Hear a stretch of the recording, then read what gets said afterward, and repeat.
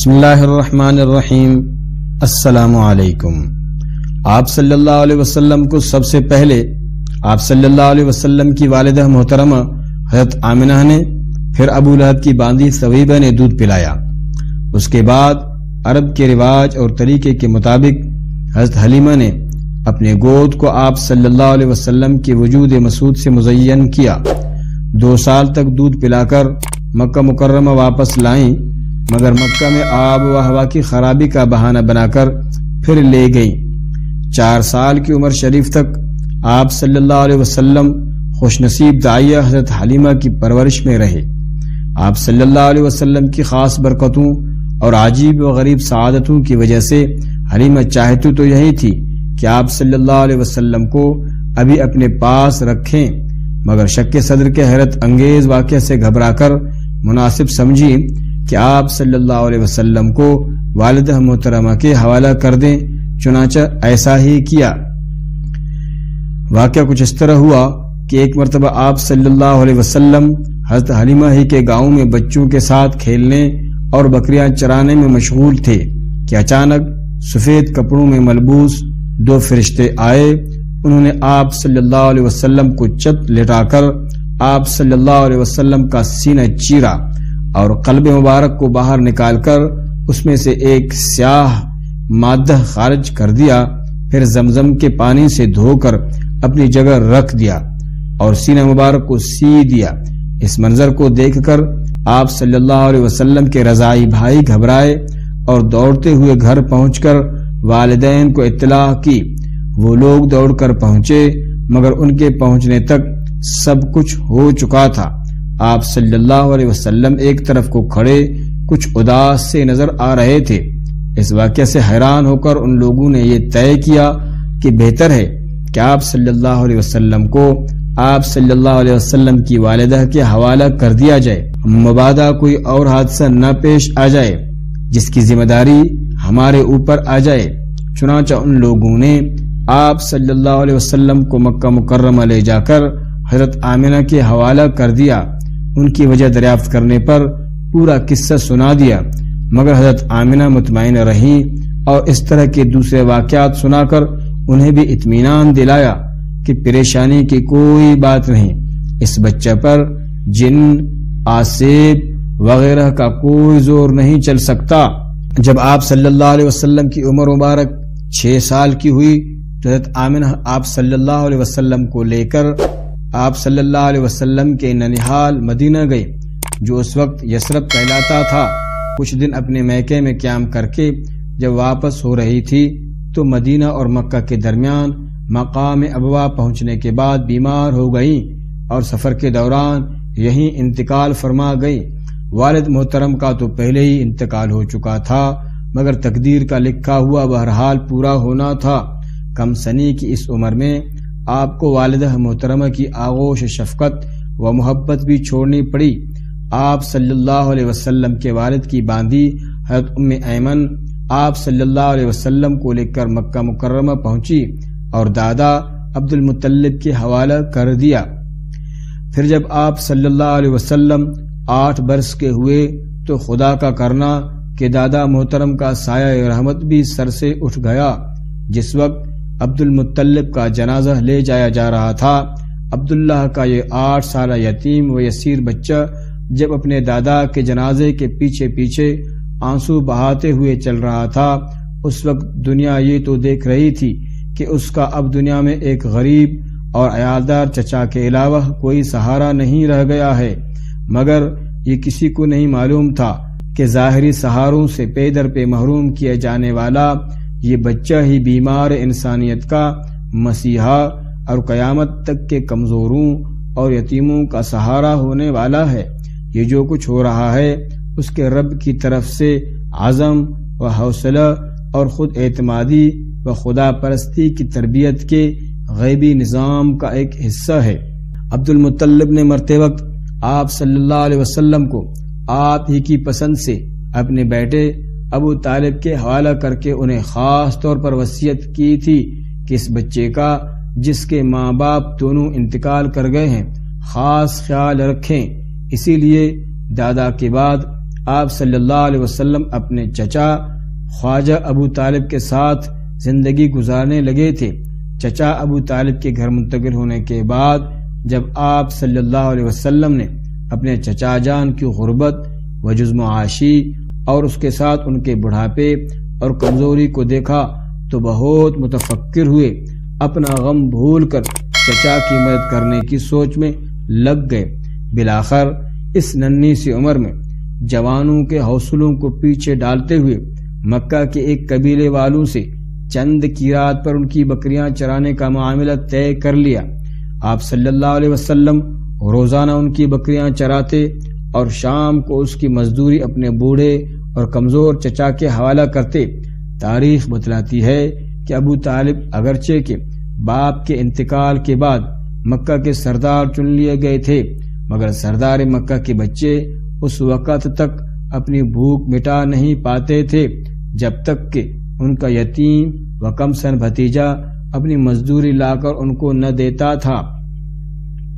شاید حق تعالی شانہ کو یہی منظور تھا کہ وہ موحد و متوکل ذات جو توحید و تسلیم کا پیغام لے کر تمام انسانوں اور جنات کی جانب مبعوث ہونے والے ہیں، وہ اپنی پرورش کے لیے کسی ٹوٹنے والے سہارے اور ختم ہو جانے والے آسرے کے محتاج نہ ہو، براہ راست خدا کی نگرانی میں اسی کی غیبی قوت و قدرت سے پوری خودداری و بے نیازی کے ساتھ پرورش کے مراحل طے کرے۔ چنانچہ خود آپ صلی اللہ علیہ وسلم کا ارشاد ہے کہ میری تربیت میرے رب نے فرمائی ہے اور مجھے تعلیم بھی میرے رب نے ہی دی ہے، اور اس نے مجھے بہت اچھی تربیت اور بہت ہی اعلیٰ تعلیم دی ہے۔ چنانچہ آپ صلی اللہ علیہ وسلم نے بچپن میں بھی نہ کبھی شرک کیا اور نہ کسی مشرکانہ عمل یا محفل میں شرکت فرمائی۔ نہ صرف یہ کہ آپ صلی اللہ علیہ وسلم ایسے کام نہیں کرتے تھے بلکہ اپنے خاص دوستوں کو منع بھی فرمایا کرتے تھے۔ بتوں کے نذرانوں میں سے کچھ دیا جاتا تو اس کے کھانے سے انکار فرما دیا کرتے تھے۔ مشرکانہ افعال کی طرح غیر شریفانہ اعمال سے بھی سختی سے بچا کرتے تھے۔ مثلا تعمیر کعبہ کے وقت حضرت عباس رضی اللہ تعالی عنہ نے پتھر اٹھانے کے لیے چادر کھول کر مونڈوں پر رکھ لینے کا مشورہ دیا، جو اس علاقہ کا عام رواج تھا۔ آپ صلی اللہ علیہ وسلم جیسے ہی ارادہ کیا غشی طاری ہو گئی اور ایسا نہ کر سکے۔ اسی طرح مشرکین کعبہ کا برہنہ طواف کرتے تھے۔ آپ صلی اللہ علیہ وسلم نے نہ کبھی یہ عمل کیا اور نہ کبھی ان کے اس عمل کو پسند کیا۔ اسی طرح شادی کی محفلوں میں گانے باجے کا مکے میں عام رواج تھا۔ آپ صلی اللہ علیہ وسلم اس میں شرکت کر کے دیکھنا بھی چاہتے تھے کہ کیا ہوتا ہے، مگر جب یہ پروگرام شروع ہوا تو آپ صلی اللہ علیہ وسلم کو ایسی نیند لگ گئی کہ کچھ پتہ ہی نہ چلا۔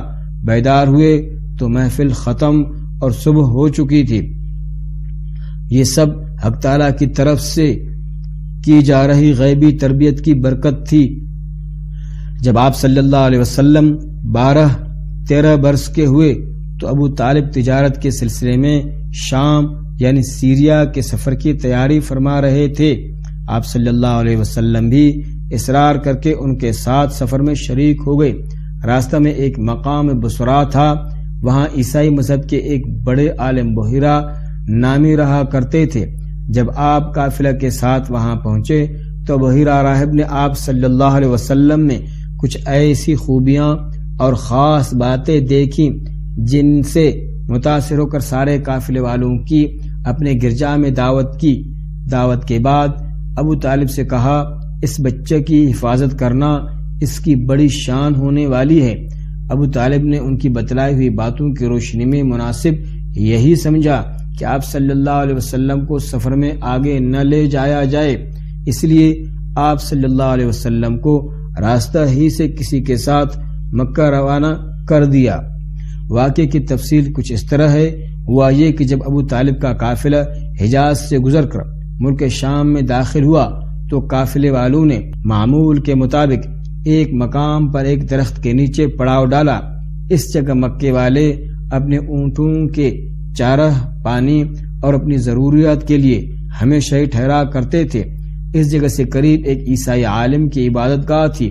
وہ کبھی کسی آنے جانے والے کی طرف توجہ نہیں کرتا تھا، لیکن اس دن اس نے دیکھا کہ قافلہ کے اترنے کے بعد درخت کی ٹہنیاں نیچے کی جانب جھک گئی ہیں اور ابر کا ایک ٹکڑا آپ صلی اللہ علیہ وسلم کے سورج کے درمیان ہو کر دھوپ کو آپ صلی اللہ علیہ وسلم سے روک رہا ہے۔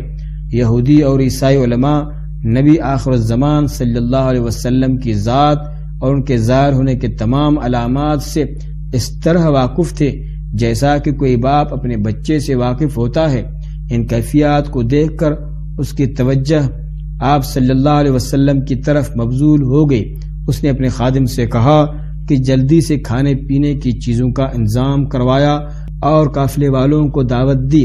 ان لوگوں کو بہت تعجب ہوا کیونکہ کبھی ایسا نہ ہوا تھا۔ بہرحال ان لوگوں نے دعوت قبول کر لی اور جب راہب کے گھر جانے لگے تو آپ صلی اللہ علیہ وسلم کو کم عمر ہونے کی وجہ سے ساتھ لے جانا مناسب نہ سمجھ کر وہی سامان کے پاس چھوڑ دیا۔ سب لوگ اکٹھا ہو گئے تو راہب نے ان پر ایک کڑی نظر ڈالی۔ اس کو ان لوگوں میں وہ انوار و برکات اور خاص علامات نظر نہ آئیں جو اس جگہ دکھائی دی تھی، اس لیے معلوم کیا کہ کوئی آدمی رہ تو نہیں گیا۔ ان لوگوں نے کہا ہمارے ساتھ ایک چھوٹا بچہ تھا، اسے وہیں چھوڑ دیا ہے، باقی سب موجود ہیں۔ راہب نے کہا نہیں، سب لوگ شریک ہوں، بچہ بھی نہ چھوٹے۔ چنانچہ آپ صلی اللہ علیہ وسلم کو بھی بلایا گیا۔ جب آپ صلی اللہ علیہ وسلم آ گئے تو اس عیسائی عالم نے آپ صلی اللہ علیہ وسلم کو بار بار دیکھا، قریب سے دیکھا، آنکھوں میں غور کیا، پیٹھ پر مہر نبوت کو دیکھا۔ جب کھانے سے فراغت ہو گئی تو اس نے مزید اطمینان کے لیے آپ صلی اللہ علیہ وسلم سے کہا میں تم سے کچھ پوچھوں گا، تم کو لات و منات کی قسم ہے، مجھے صحیح جواب دینا۔ آپ صلی اللہ علیہ وسلم نے فرمایا مجھ سے لات و منات کی قسم دے کر کچھ نہ پوچھو، مجھے ان سے چڑ ہے۔ اس نے کہا اچھا اللہ کے واسطے سے مجھے جواب دو۔ آپ صلی اللہ علیہ وسلم نے فرمایا اللہ کے واسطے ضرور بتلاؤں گا، جو چاہو پوچھو۔ اس نے آپ صلی اللہ علیہ وسلم کے کھانے پینے، سونے اور جاگنے وغیرہ سے متعلق کئی سوالات کیے۔ آپ صلی اللہ علیہ وسلم نے ان سب کے جوابات دے دیے تو اس کو یقین ہو گیا کہ آپ ہی اللہ کے وہ آخری نبی ہیں جن کی ہر نبی نے خبر دی ہے اور اہل علم صدیوں سے انتظار کر رہے ہیں۔ اس کے بعد ابو طالب سے پوچھا کہ یہ بچہ آپ کا کیا لگتا ہے؟ انہوں نے کہا میرا بیٹا ہے۔ راہب نے کہا غلط ہے، کیونکہ میرے علم کے مطابق اس کے باپ کا اس کی پیدائش سے پہلے انتقال ہو جانا چاہیے۔ تب انہوں نے کہا ہاں یہ میرا بھتیجا ہے اور اس کے والد کا پہلے ہی انتقال ہو گیا ہے۔ اس پر اس نے بتلایا کہ انہیں گھر واپس کر دیجئے، آگے مت لے جائیے، اس لیے کہ یہودی اس کو برداشت نہ کر سکیں گے۔ اللہم صلی وسلم علیہ